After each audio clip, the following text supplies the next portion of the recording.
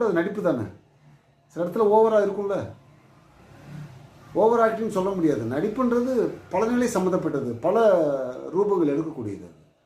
அவனுடைய மனோபாவத்தை பொறுத்தது. அதை எப்படி அவன் ரியாக்ட் பண்ணுறான், அவனுடைய மனோபாவம் இருக்குல்ல, அவன் யார் என்ன. அப்போ அதில் ஓவராக கூட ஒருத்தன் பண்ணுவான். அது ஓவர் ஆக்டிங் கிடையாது. அவனுடைய மனோபாவம், அவனுடைய வயசு, அவனுடைய படிப்பு, அவனுடைய அறிவு, அதை பொறுத்தது அது. ஒவ்வொரு இடத்துலையும் ஒரு விஷயம் வேறுபடும்.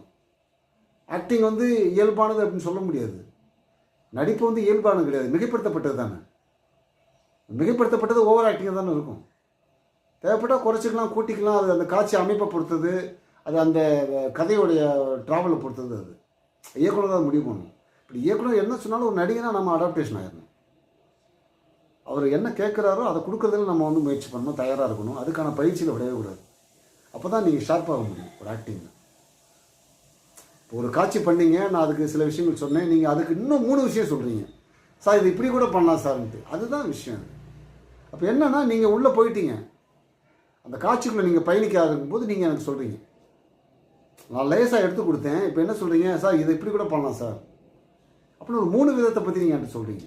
அப்போ என்ன, நீங்கள் இம்ப்ரூவ் ஆகிட்டீங்கன்னு அர்த்தம். கொஞ்சம் மேலே வந்துட்டுருக்கீங்க அந்த இடத்துல. இதைத்தான் நான் எதிர்பார்க்குறேன் உங்கள்கிட்ட. இதுதான் உங்களை ஒரு நல்ல இடத்துக்கு கொண்டு போகும். உங்களை ஒரு ஆக்டராக வாய்ப்பு கிடைச்சாலும் நீங்கள் அதில் சக்ஸஸ் பண்ணலாம். வாய்ப்பு